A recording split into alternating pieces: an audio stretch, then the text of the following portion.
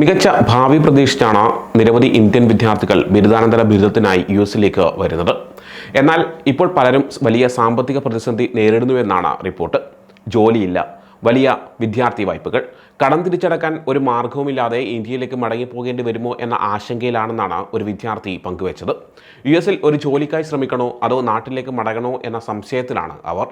Lottery സമ്പ്രദായം അനിശ്ചിതത്വത്തിലായതിനാലും അവസാന തീയതി അടുത്തതിനാലും വർക്ക് വിസ അതായത് H-1B വിസ ലഭിക്കുന്നത് ബുദ്ധിമുട്ടാണെന്നാണ് പറയുന്നത്. OPT പ്രോഗ്രാം ബിരുദാനന്തരം വിദ്യാർത്ഥികളെ കുറച്ചു സമയത്തേക്ക് ജോലി ചെയ്യാൻ അനുവദിക്കുന്നുണ്ട്. എന്നാൽ ഉദ്യോഗാർത്ഥികളെ സ്പോൺസർ ചെയ്യാൻ തയ്യാറുള്ള ഒരു തൊഴിലുടമയില്ലാതെ അത് ദീർഘകാല ജോലി ഉറപ്പു നൽകുന്നില്ല. ഇപ്പോൾ പല US കമ്പനികളും അന്താരാഷ്ട്ര വിദ്യാർത്ഥികളെ നിയമിക്കാൻ താല്പര്യപ്പെടുന്നുമില്ല. അതുകൊണ്ട് തന്നെ യുഎസിൽ ഒരു ജോലി കണ്ടെത്തുക എന്ന് പറയുന്നത് വളരെ ബുദ്ധിമുട്ടാണെന്നാണ് പല വിദ്യാർത്ഥികളും അഭിപ്രായപ്പെടുന്നത്.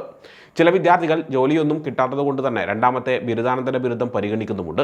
പക്ഷേ ഇങ്ങനെ ചെയ്താൽ വ്യക്തമായ ഭാവിയില്ലാതെ കൂടുതൽ കടമെടുത്ത് തലയിൽ വെക്കുന്നതിന് തുല്യമാകുമെന്നാണ് പലരും ചിന്തിക്കുന്നത്. ഇത് ചില വ്യക്തികളുടെ മാത്രം പ്രശ്നമല്ല. യുഎസിലെ ആയിരക്കണക്കിന് മറ്റ് ഇന്ത്യൻ വിദ്യാർത്ഥികൾക്ക് ഇതിലും മോശമായ സാഹചര്യങ്ങൾ നേരിടേണ്ടി വരുമെന്ന മുന്നറിയിപ്പാണ് ഇതുവഴി നൽകുന്നത്.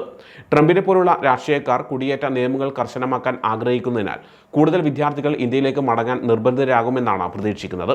മൊത്തത്തിൽ സ്ഥിതി കഠിനമാണ്. യുഎസിലെ നിരവധി ഇന്ത്യൻ വിദ്യാർത്ഥികൾ അതിജീവിക്കാൻ വേണ്ടി പാടുപെടുകയാണെന്നാണ് പുറത്തുവരുന്ന റിപ്പോർട്ടുകൾ.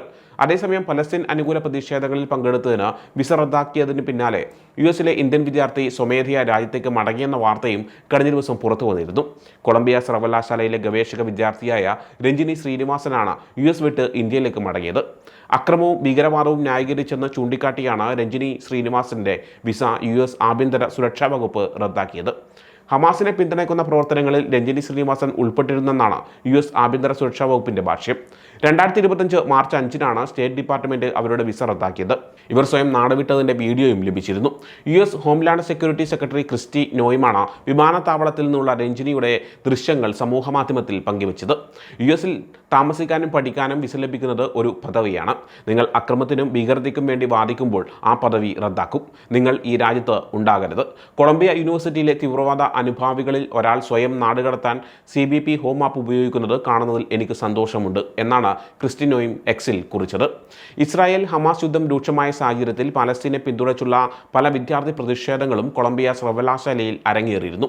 കഴിഞ്ഞ വർഷം ക്യാമ്പസിൽ നടന്ന പലസ്തീൻ അനുകൂല പ്രതിഷേധങ്ങളുടെ മുൻനിരയിലുണ്ടായിരുന്ന സർവകലാശാലയിലെ മുൻ വിദ്യാർത്ഥിയും പലസ്തീൻ വംശജനുമായ മഹ്മൂദ് ഖലീലിനെ കഴിഞ്ഞ ആഴ്ച US അധികൃതർ അറസ്റ്റ് ചെയ്തിരുന്നു. ഇയാളുടെ ഗ്രീൻ കാർഡ് റദ്ദാക്കുകയും ചെയ്തിട്ടുണ്ട്.